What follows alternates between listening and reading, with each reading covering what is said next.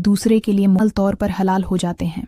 अल्लाह ताला ने उनके दरमियान मोहब्बत, क़रबत और इज़्दवाजी ताल्लुकात की इजाज़त दी है ताकि दोनों एक दूसरे की जिस्मानी और जज्बाती ज़रूरियात को पूरा कर सकें। अब एक अहम वजाहत, इस्लामी फ़िक़्ह के मुताबिक शौहर के लिए बीवी का पूरा जिस्म हलाल है और बीवी के लिए शौहर का पूरा जिस्म हलाल है। इसलिए मियाँ बीवी का एक दूसरे के सामने मुकम्मल बरहना होना जब वो तन्हाई में हों जायज़ समझा जाता है, बशर्ती का कोई हराम अमल शामिल न हो। बहुत से लोगों का ये ख्याल है कि मियाँ बीवी का एक दूसरे के सामने बरहना होना गुनाह है, हालांकि जमहूर उलमा कराम की राय के मुताबिक ऐसा नहीं है। दरहकीकत इज़्दवाजी ज़िंदगी में फितरी क़रबत और एक दूसरे के साथ राहत महसूस करना मोहब्बत, एतिमाद और बाहमी ताल्लुक़ को मजबूत बनाने का ज़रिया बन सकता है। अलबत्ता इस्लाम हमें हया, एहतराम और अच्छे आदाब भी सिखाता है, इसलिए चंद बातों का ख्याल रखना ज़रूरी है। गैर ज़रूरी बेहयाई और नामनासिब गुफ्तगू से ग्रेज़ करें।